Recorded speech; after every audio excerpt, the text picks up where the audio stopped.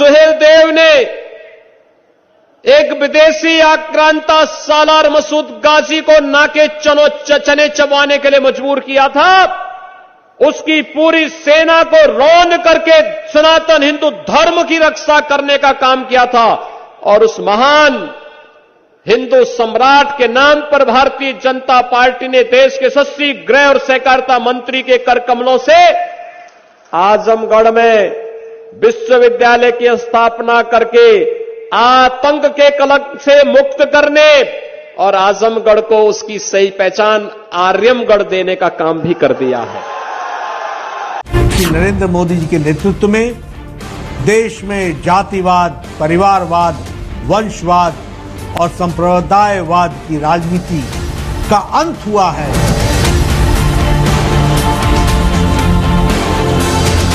UP में सरकार आज भ्रष्टाचार और भाई भतीजावाद से नहीं, विकासवाद से चल रही है। हम सब जानते हैं कि 2017 के पहले उत्तर प्रदेश की स्थिति क्या थी। उत्तर प्रदेश दंगों का प्रदेश माना जाता था। सियासत भी गजब चीज होती है। यहाँ ना कोई नियम होता है और ना ही कोई अनुशासन, सिर्फ चुनाव जीतना है, फिर उसके लिए चाहे जो भी करना पड़े। और अगर बात यूपी की हो तो ये सारी बातें एकदम फिट बैठती हैं। चुनाव जीतने के लिए रणनीति तो सभी बनाते हैं, लेकिन जिसके प्लान में दम होता है वही सत्ता का सिकंदर बन जाता है। 2022 में लखनऊ की लड़ाई के लिए बीजेपी भी हर तरह की रणनीति पर काम कर रही है। 2017 में भाजपा ने 325 सीटें जीतकर इतिहास रचा था। 2014 में और 2019 में लोकसभा चुनाव में भी उत्तर प्रदेश की जनता ने विकास की राजनीति को अपना समर्थन दिया था। भारतीय जनता पार्टी के कार्यकर्ताओं का उत्साह एवं लगन उत्तर प्रदेश के भविष्य की कहानी के बारे में स्पष्ट संकेत देता है।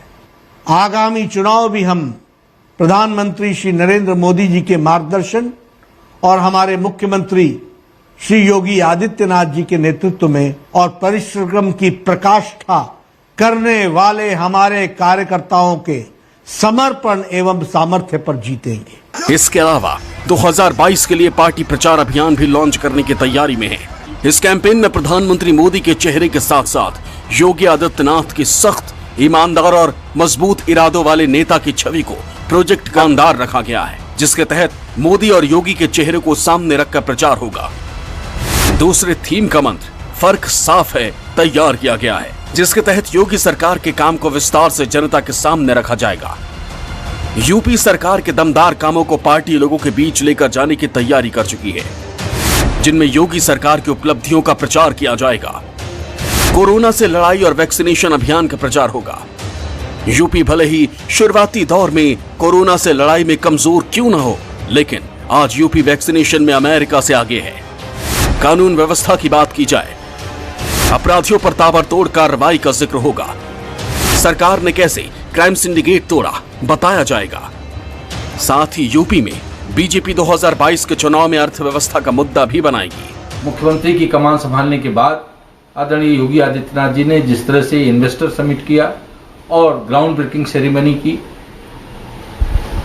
एयरपोर्ट्स, मेट्रो, एक्सप्रेस वे और के निर्माण पे पूरा जोर दिया। मेडिकल जो चिकित्सा का जो इंफ्रास्ट्रक्चर है उसको मजबूत करने की दिशा से प्रत्येक जिलों में मेडिकल कॉलेज देने का वो काम कर रहे हैं। गन्ना किसानों के लिए जिस तरह से उन्होंने चीनी मिलों का विस्तारीकरण किया और गन्ना किसानों को उनका भुगतान सुनिश्चित किया, इसको लेकर के भारतीय जनता पार्टी निश्चित ही ये बात उत्तर प्रदेश की सम्मानित जनता के बीच रखेगी और उत्तर प्रदेश की सम्मानित जनता के एक मजबूत समर्थन भारतीय जनता पार्टी को मिलेगा। आज उत्तर प्रदेश की जनता जब 4.5 साल के कार्यकाल का हिसाब मांग रही है तो माननीय जेपी नड्डा साहब आज बूथ मैनेजमेंट करने का मंत्र दे रहे हैं। बेहतर होता है 4.5 साल पहले माननीय योगी जी को सरकार चलाने का मंत्र देते तो शायद आज बूथ मैनेजमेंट करने के मंत्र की आवश्यकता ही नहीं पड़ती। आज इतनी बड़ी फौज खड़ा करने की आवश्यकता ही नहीं पड़ती जो आज करनी पड़ रही है।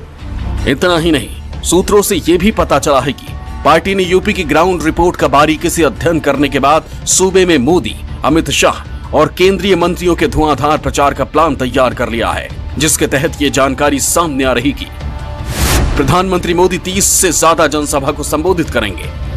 अमित शाह 50 से ज्यादा रैली और 24 से ज्यादा रोड शो करेंगे।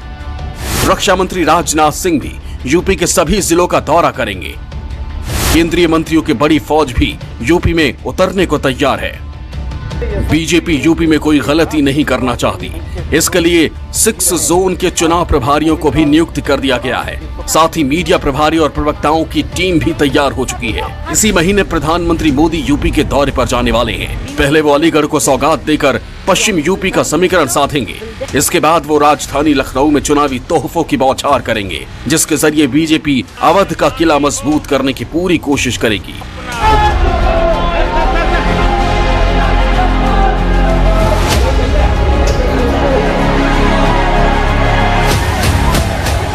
ये वोट की राजनीति नहीं है, हम कर्जदार हैं आपके।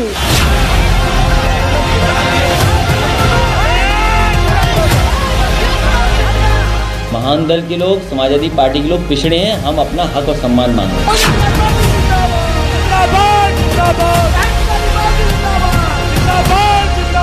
ब्राह्मण समाज के लोगों का भी हर स्तर पर काफी ज्यादा शोषण एवं उत्पीड़न आदि हुआ है।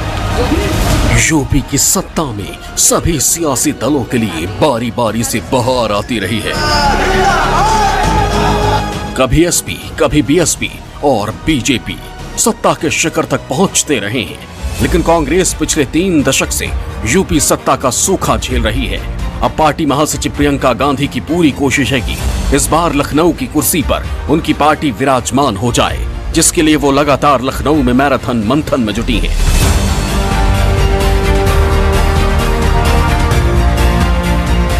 प्रियंका गांधी मिशन 2022 को धार दे रही हैं, संगठन पदाधिकारियों के साथ समीक्षा कर रही हैं, रिपोर्ट और फीडबैक ले रही हैं। लेकिन सवाल यह है कि प्रियंका की ये रणनीति कितनी असरदार होने वाली है। प्रियंका गांधी यूपी में कांग्रेस को फिर से अपने पैरों पर खड़ा करना आसान नहीं है। पार्टी के खराब प्रदर्शन की वजह से कार्यकर्ताओं का मनोबल कम हो चुका है। इसलिए प्रियंका के सामने अपने कार्यकर्ताओं का मनोबल बढ़ाने की बड़ी चुनौती है, जिसके लिए वो मेहनत भी कर रही हैं। 7 अलग अलग बिंदुओं पर चर्चा की। 2022 विजय अभियान का बड़ा फैसला हुआ। हम वचन निभाएंगे नाम से यात्रा निकालने पर सहमति बनी।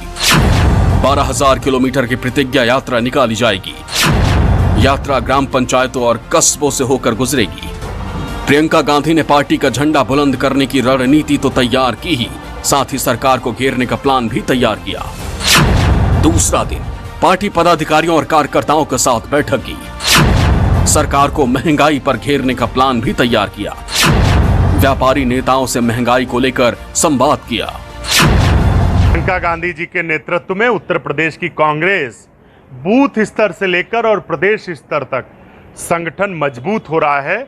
और जो उत्तर प्रदेश के नौजवानों, किसानों, महिलाओं के मुद्दे हैं, उत्तर प्रदेश में जो बढ़ता अपराध है, हम इन सब मुद्दों पर जनता के बीच में जाएंगे और भारतीय जनता पार्टी की जो अहंकारी सरकार है उसको श्रीमती प्रियंका गांधी जी के नेतृत्व में हराने का काम करेंगे। उत्तर प्रदेश के लोगों को भाजपा का चाल चरित्र चेहरा पता चल चुका है। प्रियंका गांधी जी के नेतृत्व में उत्तर प्रदेश के लोग एक नई उम्मीद देखते हैं। प्रियंका गांधी जी उत्तर प्रदेश में मिशन टूर पर आती हैं और चली जाती हैं। देखिए, राजनीति में सबसे अहम होता है जनता को समय देना और उनकी समस्याओं को सुनना। चूंकि प्रियंका गांधी जी के पास समय नहीं रहता है और ना ही उनके पास कोई जिम्मेदार नेता उत्तर प्रदेश में है जो जनता की समस्याओं को सुने, और इसका खमियाजा कहीं ना कहीं कांग्रेस पार्टी बड़े स्तर पर